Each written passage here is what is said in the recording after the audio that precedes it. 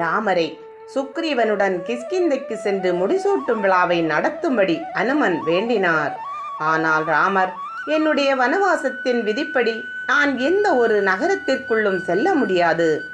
லக்ஷ்மணனிடம் ராமர், நீ சென்று சுக்ரீவனின் முடிசூட்டு விழாவை நடத்தி அதே சமயம் அங்கதனை சுக்ரீவனுக்கு அடுத்து வரும் வாரிசாக நியமிக்கவும் என்றார். அதன்படி சுக்ரீவனுக்கும் ருமைக்கும் கோலாகலமாக முடிசூட்டு விழா நடைபெற்றது. அங்கதனுக்கு யுவராஜா பட்டம் தரிக்கப்பட்டது. இப்பொழுது மாரிக்காலம் தொடங்கியது. இதனால் ராமனும் லக்ஷ்மணனும் 4 மாத காலம் குகைவாசம் செய்ய வேண்டியதாயிற்று. புதிய வேந்தனாகிய சுக்ரீவன் ஆட்சி நடத்தி வந்தான். மழைக்காலம் முடிந்தவுடன் சீதையை தேடும் பணியை தொடங்குவதற்கு முடிவு செய்து கொண்டார்கள். பேர் இரைச்சலுடன் காற்று பயங்கரமாக வீசியது. ஓய்வில்லாது மழை கொட்டியது. மரக்கிளைகள் சாமரம் வீசுவது போன்று மாரிக்காலத்தை பாராட்டி அசைத்து கொண்டிருந்தன. ராமருடைய மனம் சீதை எத்தகைய பரிதாபகரமான நிலையில் தவித்து கொண்டிருக்கிறாளோ என்று எண்ணி வேதனைப்பட்டு தம்பியிடம், லக்ஷ்மணா, தூக்கணா குருவி தன் மனைவியுடன் கூட்டினுள் சுகமாக தூங்குகின்றது. இந்த குருவி செய்த புண்ணியங்கூட நான் செய்தேன் இல்லை. சீதை எங்கே, என்ன துன்பத்தை அனுபவிக்கின்றாளோ? வனவாசம் என்பது எத்தனை கொடுமையானது! இத்துன்பம் பகைவனுக்கும் வரக்கூடாது. லக்ஷ்மணா, நம்முடைய முன்னோர்களாகிய சகரர்கள் கடலை தோண்டினார்கள். அதனால் அது சாகரம் என்று பெயர் பெற்றது. நம் குலத்து மூதாதையராகிய பகீரதன் விண்ணிலிருந்து கங்கா நதியை மண்ணுலகிற்கு கொண்டு வந்தார். கங்கை பாகீரதி என்று பெயர் பெற்றாள். அடுத்து நம் மூதாதையராகிய மாந்தாரா ஒரு துறையில் புலியும் பசுவும் நீர் அருந்துமாறு செய்தார். பின் நம் தந்தையாகிய தசரதர் சம்பராசுரனை கொன்று இந்திரனுக்கு பொன்னுலகை வழங்கினார். இத்தகைய அரிய பெரிய ஆதித்தன் குலத்தில் பிறந்த நான் தாலி கட்டிய மனைவியின் துன்பத்தை களையாமல் வில்லையும் பழி சொல்லையும் தாங்கிக் கொண்டு அலைகின்றேன் என்று பலவாறாக புலம்பி அழுதார். லக்ஷ்மணன் ஆறுதல் கூறி தேற்றினார். 4 மாத காலம் கிஷ்கிந்தைக்குள் 4 வாரங்கள் போன்று கழிந்து போயிற்று. ஆனால் குகைக்குள்ளே இருந்த ராமருக்கும் லக்ஷ்மணனுக்கும் இந்த 4 மாத காலம் இருள் சூழ்ந்த 4 யுகங்கள் போன்று கடப்பதற்கு அரியதாக தென்பட்டது. இவ்வுலகில் இன்பமும் துன்பமும் ஒன்றை ஒன்று தொடர்ந்து வந்து கொண்டே இருந்தது. இன்பத்தில் திளைத்திருப்பவர்களுக்கு காலம் பறந்தோடுவது கருத்தில் படுவதில்லை. ஆனால் துன்பத்தில் மூழ்கியிருப்பவர்களுக்கோ காலகதி தலைச்சுமை போன்று துன்புறுத்தி கொண்டிருக்கிறது. ஆயினும் உலக பற்றும் இறை பற்றும் உடையவர்கள் துயரத்தை ஒதுக்கவும் இன்பத்தையே நாடவும் செய்கின்றனர். மழைக்காலம் முடிவடைந்து கார்காலம் தொடங்கியது. புதிய வாழ்வுக்கு அறிகுறியாக பறவைகள் கூவி ஓலமிட்டு மகிழ்ச்சியை கொண்டாடின. பசும்புல் தழைத்து நிலமகளை அழகு செய்தது. வெயில் சுரீர் என்று பூமியில் படிந்தது. மரங்கள் பூத்து குலுங்கி மனம் வீசின. ராமபிரான் லக்ஷ்மணனை பார்த்து, மழைக்காலம் கழிந்தவுடன் வருகிறேன் என்று கூறி சென்ற சுக்ரீவன் அதுபடி வரவில்லையே. நன்றியை மறந்து நட்பினை துறந்தான் போலும். அரச வாழ்வில் மயங்கிவிட்டான் போலும். இதை கேட்ட லக்ஷ்மணன் கோபத்தில் கிஷ்கிந்தையை நோக்கி சென்றான். கிஷ்கிந்தையானது ஒரு அழகான நகரம். பெரும் குகையினுள் அமைய பெற்றது. லக்ஷ்மணன் அங்கதனை சந்தித்து நான் வந்திருப்பதாக சுக்ரீவனிடம் அறிவிக்கும்படி கூறினான். அங்கதன் சுக்ரீவனின் கால்களை பற்றி லக்ஷ்மணனின் வருகையை பற்றி கூறினான். ஆனால் சுக்ரீவன் மது மயக்கத்தில் உறங்கிக் கொண்டிருந்தான். அனுமன் இதை கேட்டு சுக்ரீவனை எழுப்பலானார். அனுமன், வானர அரசனே, மழை காலம் சென்று இலையுதிர் காலம் வந்து வெகு நாட்கள் ஆகின்றன. சீதையை தேட உதவி செய்வதாக சொன்ன வாக்குறுதியை மறந்தீர். லக்ஷ்மணன் கோபத்தோடு உம்முடைய கடமையை நினைவூட்ட வந்திருக்கிறான். நீர் கைவூப்பிக்கொண்டு அவனை அமைதிப்படுத்த செல்வீர் என்று நினைவூட்டினான். லக்ஷ்மணன் தன்னுடைய வில் நாணின் ஓசையை கிளப்பினான். அதை கேட்டதும் கிஷ்கிந்தை நகரம் முழுவதும் அஞ்சி நடுங்கியது. அந்த ஓசையின் உட்கருத்தை உணர்ந்து கொண்ட சுக்ரீவன் சிறிது அஞ்சினான். சுக்ரீவனின் சமயோசித புத்தியால் தாரையை முதலில் அனுப்பி லக்ஷ்மணனின் கோபத்தை தணித்து சமாதானப்படுத்தும்படி கூறினான். இப்பொழுது தாரை சுக்ரீவனுடைய இரண்டாவது பட்டமகிழ்ச்சி ஸ்தானத்தை பெற்றிருந்தாள்.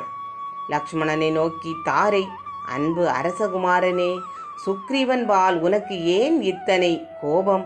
அதற்கு லக்ஷ்மணன், உம்முடைய அரசன் ராமருக்கு செய்த வாக்குறுதியை மறந்து செய்ய வேண்டிய கடமைகளை புறக்கணித்து அந்த புறத்தில் பெண்களுடன் நேரத்தை வீணாக்கிக் கொண்டிருக்கிறார் என்று சுருக்கமாக பதிலளித்தார். சுக்ரீவன் மனைவியுடன் லக்ஷ்மணனை பல முறை வணங்கினான். அருட்பெருங்கடலே, சிறியேன் செய்த பிழையை பொறுத்தருள வேண்டும். எங்கள் வானர சேனை வனங்களிலும் மரங்களிலும் வாழ்கின்ற வாழ்க்கையே உடையன. அவற்றை ஒன்று திரட்டுதல் காலதாமதம் ஆயிற்று என்று இன்னுரை கூறி வரவேற்றான். மேலும் சுக்ரீவன் பணிவுடன், நான் பெற்றிருந்த பேறு முழுவதும் ராமருடைய கருணையினால் வாய்த்துள்ளது. ஆதலால் நன்றியின்மை என்னும் குறையோ உதாசீனம் என்னும் செயலோ என்னை சாராது. சிறிது கால தாமதம் ஆகிவிட்டது. ஆதலால் என்னை மன்னித்தருள்வாயாக என்றான். இந்த விளக்கத்தை கேட்ட லக்ஷ்மணன் அமைதியும் திருப்தியும் அடைந்தான். இப்படி இவர்கள் பேசிக் கொண்டிருக்கையில் வானர சேனைகளும் கரடி கூட்டங்களும் பெருவாரியாக நாலா பக்கங்களிலிருந்தும் திரண்டு வந்து கொண்டிருந்தன. கிஷ்கிந்தை மன்னன் ராமனை சந்தித்து அடியில் வீழ்ந்து நமஸ்கரித்தான். சுக்ரீவன் தானும் தன்னுடைய சேனைகள் யாவும் ராம சேவைக்கு அர்ப்பணிக்கப்பட்டதாக அவன் தெரிவித்து கொண்டான். ராமர் அளவற்ற சேனையைக் கண்டு அதிசயமடைந்தார். ஈசன் வடிவத்தையும் 50 பூதங்களையும் சமயவாதிகளின் பிணக்குகளையும் அளக்க முடியாதது போல் அந்த சேனைகள் காட்சி அளித்தன. அந்த சேனைகளின் முடிவை காண முடியாமல் அகம் மிக மகிழ்ந்தார். இனி 4 திசைகளிலும் 8 கோணங்களிலும் வானர சேனைகளை அனுப்பி சீதை இருக்குமிடத்தை கண்டுபிடிக்க வேண்டும் என்று முடிவு செய்தார்கள். சுக்ரீவன் தன்னுடைய மந்திரிமார்களுடனும் சேனை தலைவர்களுடனும் செயல் திட்டத்தை பற்றி கலந்து பேசி பொறுக்கி எடுத்த போர் வீரர்களான அங்கதன், நீலன், அனுமன், ஜாம்பவான், மைந்தன், துவிதன் மற்றும் பல வானரங்களை 2 வெள்ளம் சேனைகளாக பிரிந்து தேடுமாறு அனுப்பினான். சீதையை கண்டு 1 மாத காலத்திற்குள் வரவேண்டும் என்று ஆணையிட்டான். ராவணன் தென் திசை நோக்கி சென்றதால் அனுமனும் ஜாம்பவான், அங்கதன், நீலன் ஆகிய முக்கியமான வீரர்களை தென் திசை சென்று தேடுமாறு நியமித்தான். தெற்கு திசையை நோக்கி செல்லும் வானரக படைகளுக்கு சேனை தலைவனாக வாலியின் மைந்தனான அங்கதனை நியமித்து போகும் திசையின் பூகோள பரப்பை சுக்ரீவன் விவரித்து கூறினான். தென் கடற்கரையிலிருந்து 100 யோஜனை தூரத்தில் உப்புக்கடலில் ஒரு தீவு உள்ளது. அது தான் ராவணனின் இருப்பிடமாக இருக்கலாம் என்று உணர்கிறேன். அதற்கு இன்னும் தெற்கில் போகவதி என்னும் தலைநகரம் இருக்கிறது. அதற்கும் அப்பால் யமராஜனின் இருப்பிடமாகிய பூமண்டலத்தின் தென் திசை எல்லையாகும். விந்திய மலை 1000 யோஜனை கடந்தால் வரும். அங்கும் தேடுங்கள். பின்னர் ஏமகூட மலையை கண்டு தேடுங்கள். இராமாயணத்தில் ஏம்பப்பட்டுள்ள விந்தியமலை வேறு, இப்பொழுது வழக்கத்தில் இருக்கிற விந்தியமலை வேறு. இக்காலத்தவர்கள் அறிந்திருக்கும் சபரிமலைக்கும் பம்பா நதிக்கும் அருகில் அக்காலத்திய கிஷ்கிந்தை இருந்தது. இக்காலத்தில் எதை தென்மலை என்றும் பகர்கின்றோமோ அது அக்காலத்தில் விந்தியமலை என அழைக்கப்பட்டது. பின் மரகத மலையில் சென்று தேடுங்கள். தமிழ்நாட்டுக்கு வடக்கு எல்லையாய் விளங்குவதும் தன்னை அடைந்தார் பாவம் நீங்கி பரகதி அடைய வைப்பதும் அமரரும் முனிவரும் அனுதினமும்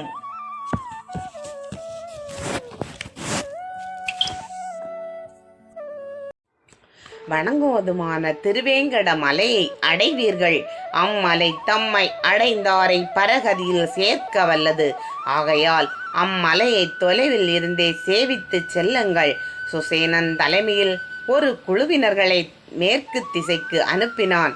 அவர்களிடம் உப்பு கடலின் நடுவில் பிரஜோதிஷபுரம் என்னும் நரகாசுரனின் நகரம் உள்ளது.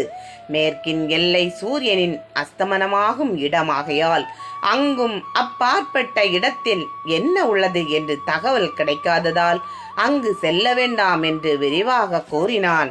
இறுதியில் சதபலி என்பவனை அவனுடைய குழுவுடன் அனுப்பினான். முதலில் மிலேச்ச நாட்டை அடைந்து பிறகு இமயமலையை அடைவீர்கள். அங்கு ஏறக்குறைய 100 யோசனை வரை வெற்றிடத்தை காண்பீர். அங்கு கைலாய மலை என்னும் கிரௌஞ்ச மலை உள்ளது. உத்திரகுரு என்னும் மாநிலத்தை காண்பீர். அதற்கு அப்பால் வட உப்புக்கடல் உள்ளது. அதன் கரையிலும் தேடிவிட்டு 1 மாதத்திற்குள் திரும்ப வேண்டியதுதான் என்று விவரித்தான்.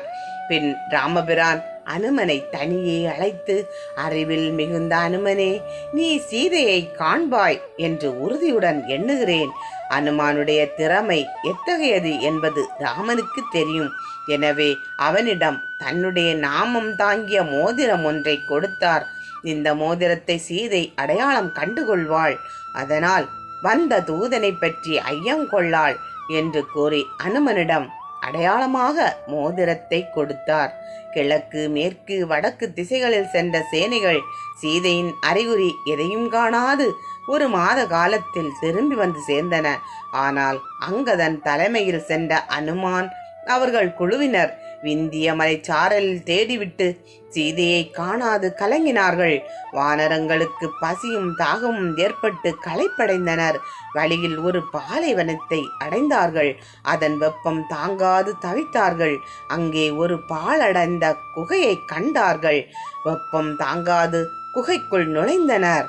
இருள்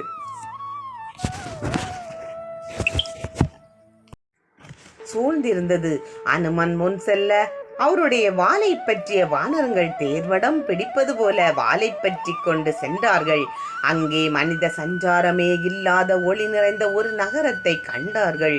அங்கு சோலைகளும் வானளாவிய பூமரங்களும் இனிய உணவுகளும் பழங்களும் நிறைந்திருந்தன.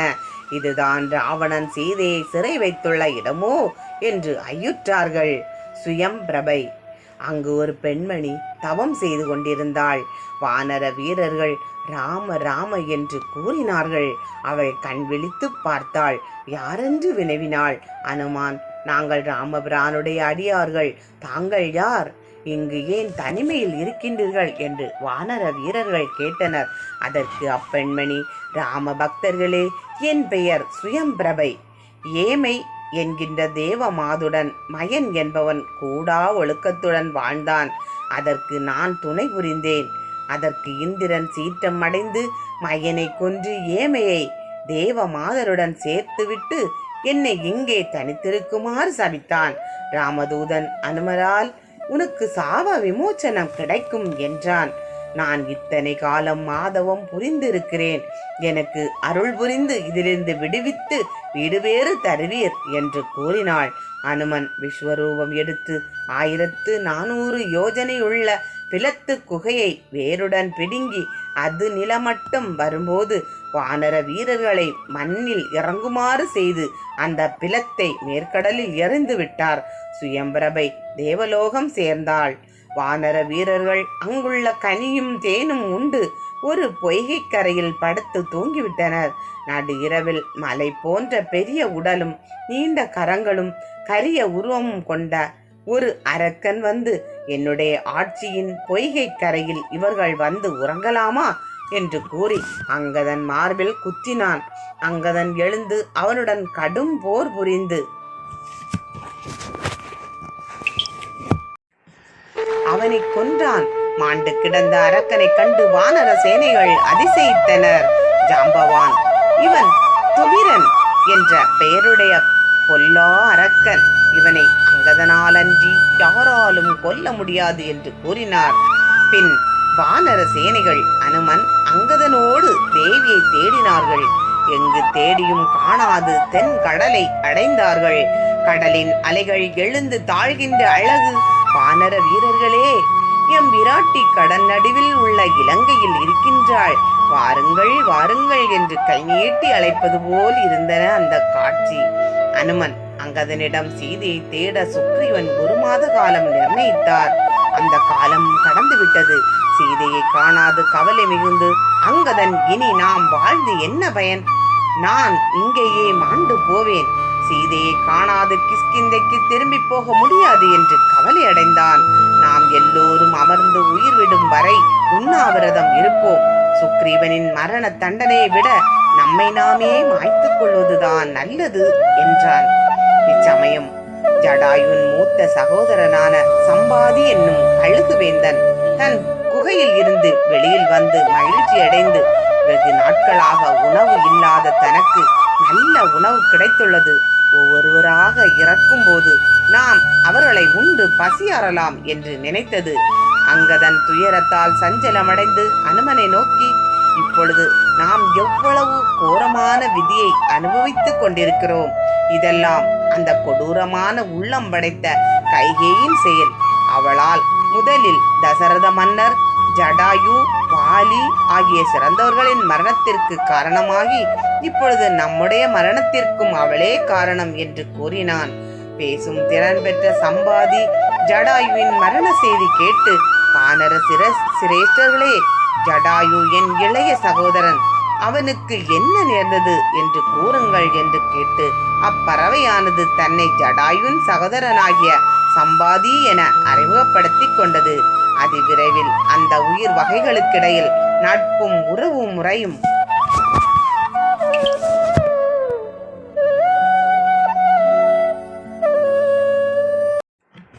படிவெடுத்தன.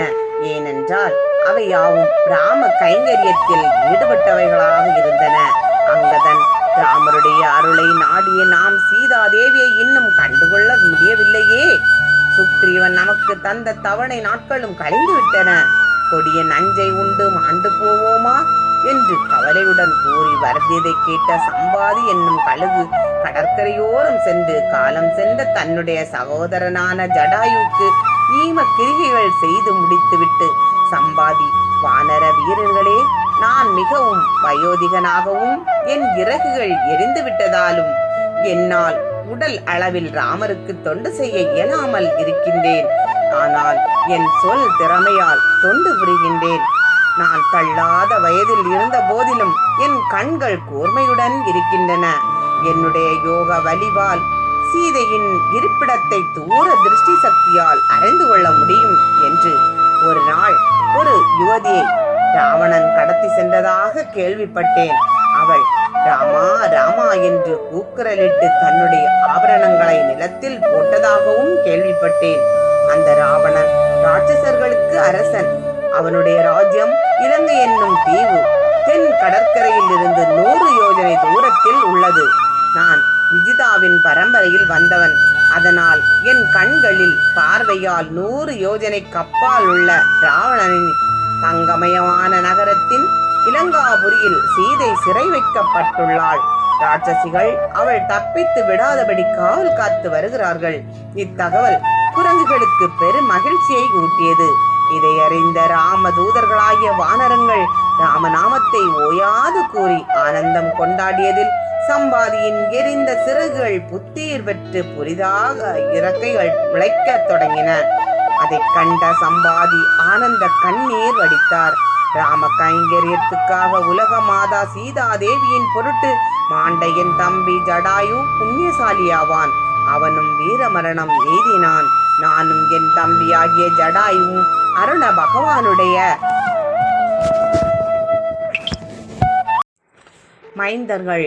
நாங்கள் இருவரும் சூரியனை தரிசிக்கும் பொருட்டு வானில் பறந்தோம். என் தம்பி சூரிய வெப்பத்தை தாங்க மாட்டாமல் தவித்தான். நான் என் சிறகுகளால் நிழல் கொடுத்த போது என் சிறகுகள் எரிந்து விட்டன. நான் பெரிதும் வருந்தினேன், கண்ணீர் விட்டு அழுதேன். அப்பொழுது தவ நிலையில் இருந்த நிஷாகர முனிவர், கவலைப்பட வேண்டாம், வருங்காலத்தில் நீ சீதையை பற்றிய தகவல்களை வானரங்களுக்கு சொல்லுவாய். அப்பொழுது வானரங்கள் ராமா ராமா என்று ராம நாமங்களை சொல்லுவார்கள். அப்பொழுது இறகுகளுக்கு மறுபடியும் புத்துணர்ச்சி கிடைத்து புது பலமும் பொலிவும் தோன்றும் என்று கூறினார் என்று கூறி, நீங்கள் இலங்கையில் சென்று சீதையை தேடுங்கள். என்றும் நல்ல வீரம் உள்ள ஒருவனே 100 யோஜனை கடக்க முடியும் என்று பறந்து சென்றது. சம்பாதிக்கு நடந்த நிகழ்ச்சி வாழ்க்கையை குறித்துள்ள ஒரு கோட்பாடு ஆகும். எவன் ஒருவன் பிறருக்கு நலன் செய்கின்றானோ அவனுடைய ஜீவிதம் ஓயாது புதுப்பிக்கப்படுகிறது. இப்பொழுது வானர வீரர்கள் மகிழ்ச்சியோடு கடற்கரை அடைந்தார்கள். ஆனால் கடல் பயங்கரமாக அலைவீசி கொண்டிருந்ததை பார்த்த வானரங்கள் மனச்சோர்வு உண்டாகி குழப்பம் அடைந்தவர்களாக அங்கும் இங்கும் ஓடினார்கள். அதை கண்ட அங்கதன் அவர்களின் மனச்சோர்வை நீக்கி உற்சாகத்தை ஊட்டினார். இலங்காபுரி இங்கிருந்து 100 யோஜனை தூரத்தில் இருக்கிறது. கடலை தாண்டி 100 யோஜனை தூரம் குதிக்க வல்லவன் உங்களுக்கிடையில் யாராவது இருக்கின்றார்களா? கடலில் மிகப்பெரிய பரப்பளவை கண்டவுடன் நாம் அதை கடந்து செல்வது இயலாத காரியம் என்று தளர்ந்தனர். வானரங்கள் நம்பிக்கையை இழந்தார்கள்.